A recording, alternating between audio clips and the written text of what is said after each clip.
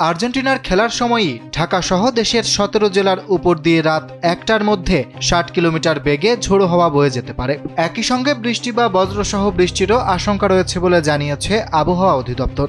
দেশের অভ্যন্তরীণ নদীবন্দরের জন্য দেওয়া সতর্কবার্তায় এ তথ্য জানানো হয়েছে। এতে বলা হয়, রাত ১টার মধ্যে রাজশাহী, পাবনা, টাঙ্গাইল, ময়মনসিংহ, ঢাকা, ফরিদপুর, মাদারীপুর, যশোর, কুষ্টিয়া, খুলনা, বরিশাল, পটুয়াখালী, নোয়াখালী, কুমিল্লা, চট্টগ্রাম, কক্সবাজার এবং সিলেট অঞ্চলের উপর দিয়ে পূর্ব ও দক্ষিণ পূর্ব দিক থেকে ঘন্টায় ৪৫ থেকে ৬০ কিলোমিটার বেগে অস্থায়ীভাবে দমকা ও ঝোড়ো হাওয়া বয়ে যেতে পারে।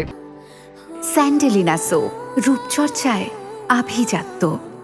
একই সময় বৃষ্টি ও বজ্রসহ বৃষ্টি হতে পারে। এদিকে আবহাওয়ার নিয়মিত বুলেটিনে জানানো হয়, মৌসুমী বায়ুর বর্ধিতাংশের অক্ষ পাঞ্জাব, হরিয়ানা, উত্তরপ্রদেশ, বিহার, পশ্চিমবঙ্গ ও বাংলাদেশের উত্তর অঞ্চল হয়ে আসাম পর্যন্ত বিস্তৃত রয়েছে।